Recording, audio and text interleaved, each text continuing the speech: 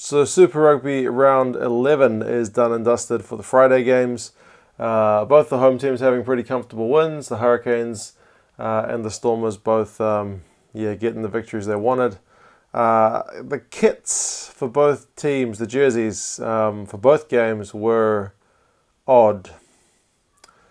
So the start with the first game. So let's just start with the actual game itself before I rant.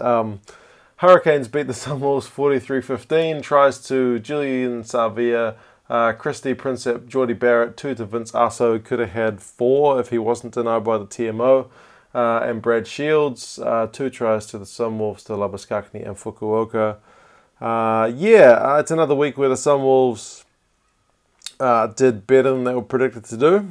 Kept it competitive for all but like the last 5-10 minutes. And, never looked like winning the game, to be fair. But, at least they weren't really blown out until right near the end. So, in terms of the kits, the Hurricanes were wearing their away kit at home, which bugs me.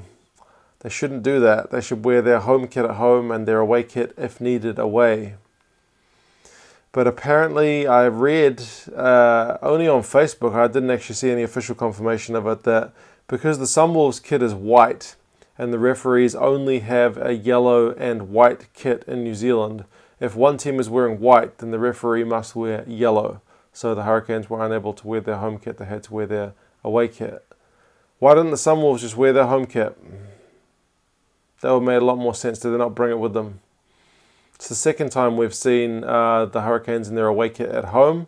And now that I think about it, it was the Sharks who were also wearing white. So that might have been why. It just seems stupid. If you're at home, you should be wearing your kit. And then the other team has to kind of fit into what, doesn't clash. Because they're the away team. Anyway, to rugby. The Sunwolves led this game twice. Fairly early on. It was not against the run of play, although, they did struggle throughout the game to break the D of the Hurricanes despite having a fair bit of ball. So the Hurricanes in this game, their line-out was having a few issues early. They did manage to strike back after Labuskakni got his strike pretty quick through Julian Savia.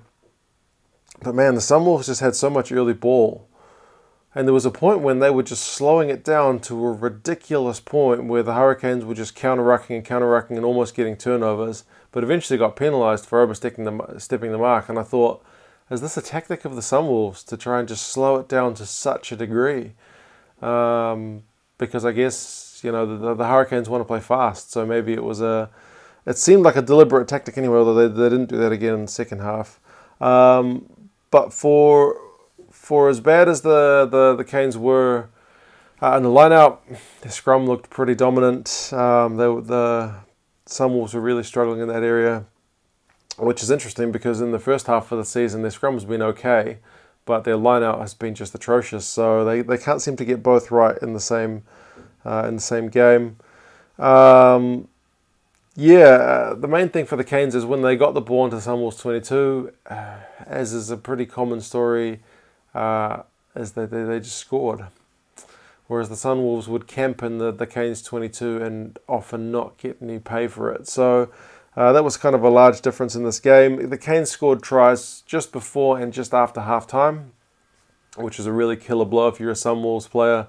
You could see them after that second try, first try in the second half, starting to look pretty dejected. So anything the coach has kind of written down at the end of the first half goes out the window when they score a try, and then anything he's just told you at halftime perhaps goes out the window again because things have just changed once again. So, man, the TMO in this game, was he busy or what? Like, I think we had five stoppages for the TMO, and a couple of them were just like a hand on the shoulder.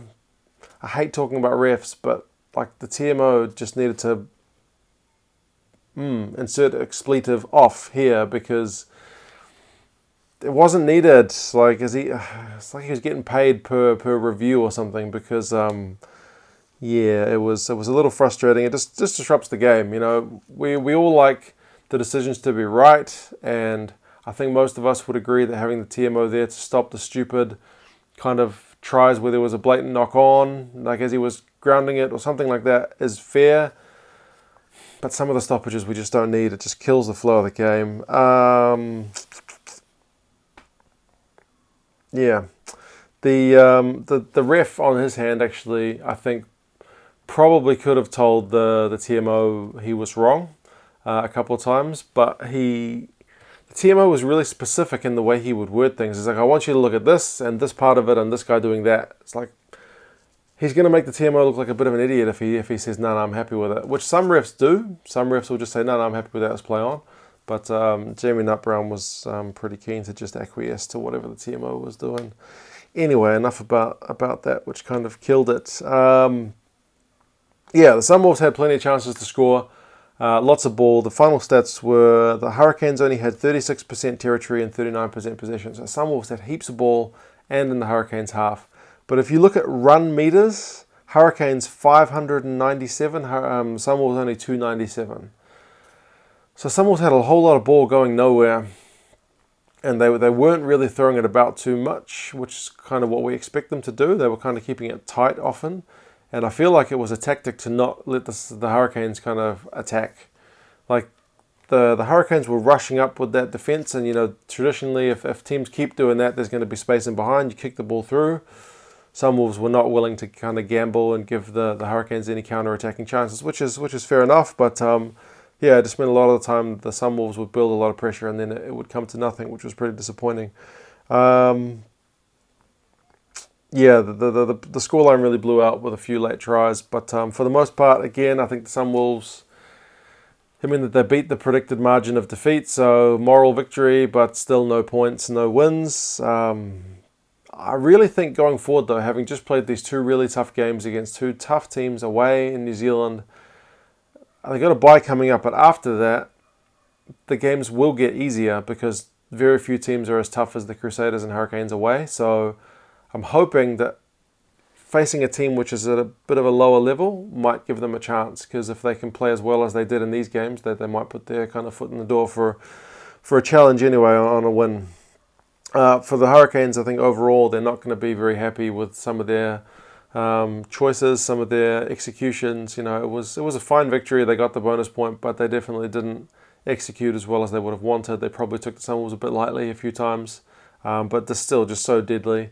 Ben Lamb was fairly quiet. Julian Savia was probably a bit more explosive than what we have seen of him this season. But yeah, Nihi Milanaskara seemed to get through his minutes without any injuries. So yeah, it's just another day at the office for them, really. 5 points in the bank, back to the top of the table.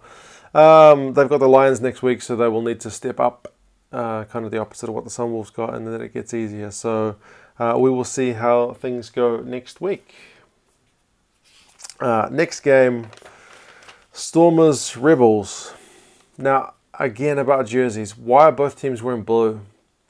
I know they're different shades of blue, but both teams are wearing blue.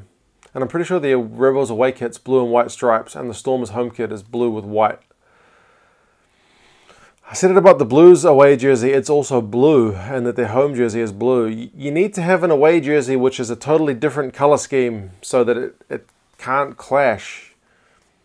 If your home jersey is blue, you can't have an away jersey which is blue and white because it's still blue. The TMO, even in this second game, at one point said, there's a neck roll by blue. And the ref was like, which one are you talking about? It just seems like kind of bush league. That you've got two teams and they show up like, oh man, our jerseys look pretty similar.